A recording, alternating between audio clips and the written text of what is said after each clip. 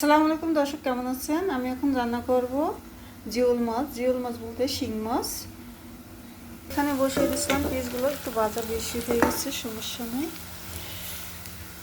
এখন দিয়ে দিচ্ছি পিসগুলো, পানি।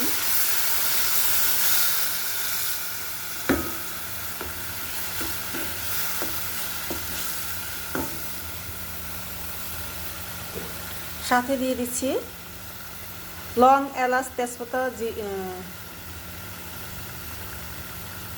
দারচিনি। সাথে দিয়ে দিলাম স্বাদ মতন লবণ।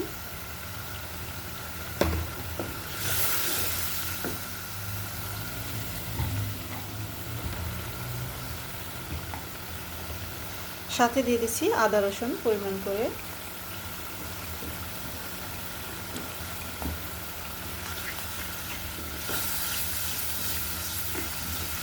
আদা রসুন আমার মিক্সার করে একসাথে, আমি সবসময় ব্লেন্ডার করে মিক্সার করে রাখি।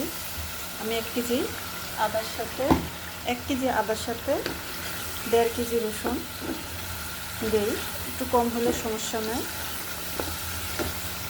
দিয়ে মিক্সার করি।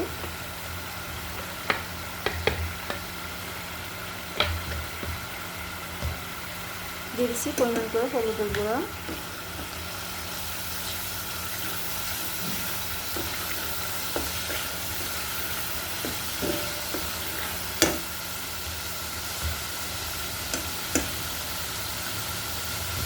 দিয়ে দিলাম ধনিয়ার গুঁড়া, দিয়ে দিচ্ছি জিরের গুঁড়ো, সাথে দিয়ে দিচ্ছি শুকনো মরিচের গুঁড়ো। ঝালটা যে যেরকম খাবেন ঠিক সেই ওই রকম পরিমাণ করে ঝালটা দিবেন।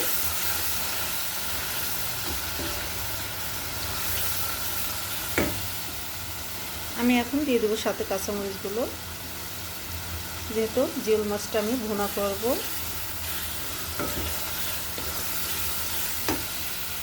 মশলাটা কষানো হয়ে গেছে, দেখুন তেলটা উঠে গেছে। মশলা কষানোর মধ্যে হলো সব কিছু। এখন আমি সাথে দিয়ে দিচ্ছি টমেটো, সাথে দিয়ে দিচ্ছি মাছগুলো।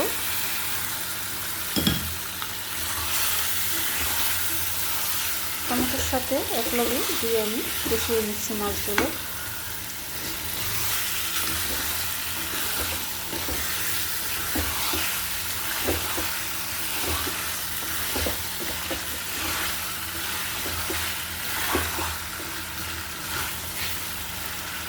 মাছগুলো নেড়ে চেড়ে আমি কষিয়ে নিলাম। দিয়ে দিব হালকা করে একটু পানি, আবারও কষিয়ে নিব।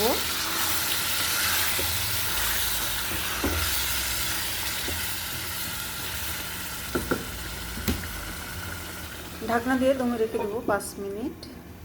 5 মিনিট পরে চলে আসলাম।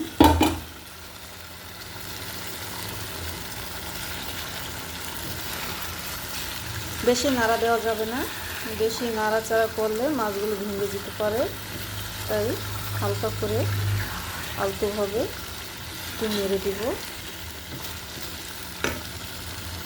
এখন মাছটা আমার কষানো হয়ে গেছে, আর একটু কষালে হয়তো নিচে লেগে যেতে পারে, তাই আমি এখন দিয়ে দেবো ঝোল।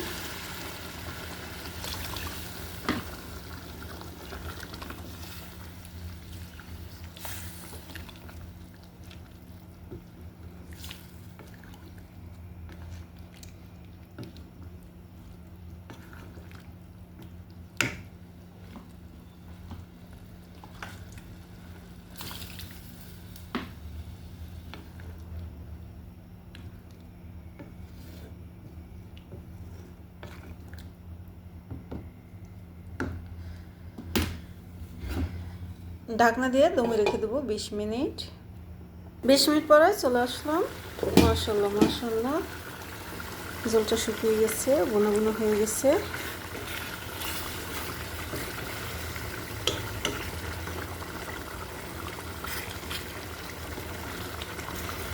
তা রান্নাটা মাছটা কেমন হলো সবাই কমেন্ট বক্সে কমেন্ট করে জানিয়ে দেবেন। ভালো লাগলে লাইক দেবেন, শেয়ার করবেন, কমেন্ট করবেন, সাবস্ক্রাইব করবেন। আপনারা ভালো থাকেন, সুস্থ থাকেন। মাছটা আমার হয়ে গেছে, দেখেন। না বেশি একটা নাড়া দেওয়া যাবে না, নাড়া দিতে গেলেই মাছটা ভেঙে যাবে। আপনারা ভালো থাকেন, সুস্থ থাকেন, খোদা হাফেজ।